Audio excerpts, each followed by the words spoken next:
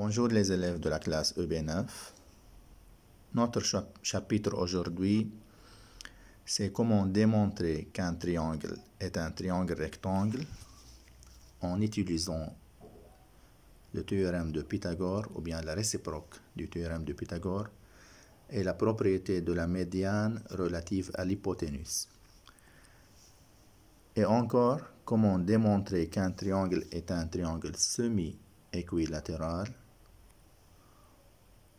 en prouvant que c'est un triangle rectangle et qu'il possède un côté qui est la moitié de l'autre.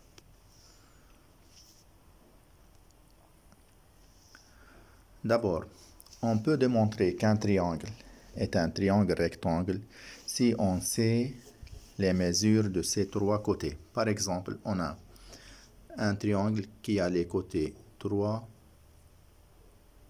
5 et 4. On trouve les carrés des côtés. 3 au carré, c'est égal à 9. 5 au carré, 25. 4 au carré, 16. Le plus grand côté, c'est 5. Je vois si la somme des petits côtés au carré, 9 et 16, est égale à la troisième, au carré de la troisième, alors c'est un triangle rectangle. 9 plus 16 égale à 25, c'est-à-dire AC plus BC, AC au carré, plus BC au carré est égal à AB au carré. Donc, d'après la réciproque de Pythagore, ce triangle est un triangle rectangle car il vérifie la propriété de Pythagore. C'est la première méthode pour démontrer que c'est un triangle rectangle et on utilise cette méthode si on sait la longueur de trois côtés. La deuxième méthode, on voit si ce triangle vérifie la propriété de la médiane, car dans un triangle rectangle, la médiane relative à l'hypoténuse vaut la moitié de l'hypoténuse. Dans un triangle rectangle, la médiane relative à l'hypoténuse vaut la moitié de l'hypoténuse. Si je trouve un triangle dont la médiane BM est égale à la moitié du côté correspondant, côté AC, alors ce triangle est nécessairement un triangle rectangle. Par exemple, dans cette figure, on a BM est égal à la moitié de AC, alors c'est un triangle rectangle en B.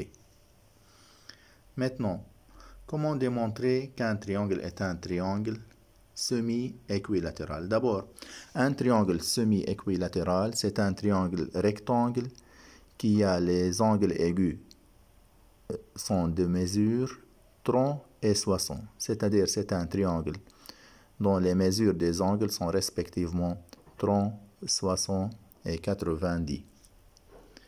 Si je peux démontrer que c'est un triangle rectangle avec un angle 30 degrés, alors c'est un triangle semi-équilatéral. Deuxième méthode, si c'est un triangle rectangle possède un angle droit et un angle 60, alors c'est un triangle semi-équilatéral. Troisième méthode, si c'est un triangle rectangle dont l'hypoténuse vaut la moitié d'un autre côté, c'est-à-dire si l'hypoténuse est 10 et il y a un côté qui a la mesure 5, alors c'est un triangle semi-équilatéral. Triangle rectangle dont l'hypoténuse vaut la moitié d'un autre côté, alors c'est un triangle semi-équilatéral. Et ce côté qui a la mesure 5 est opposé au tronc, car c'est la petite côté, le plus petit côté. Autre méthode, si je peux démontrer que c'est un triangle rectangle dont l'hypoténuse fois radical 3 sur 2 est égale à un côté donné dans ce triangle, encore alors ce triangle est un triangle semi-équilatéral et ce côté-là, ce côté est le côté qui est opposé à 60. Finalement, si je trouve dans un triangle un angle 30 et un angle 60, alors nécessairement c'est un triangle semi-équilatéral car l'angle manquant est égal à 90 degrés. Ce sont les méthodes de démonstration d'un triangle semi-équilatéral.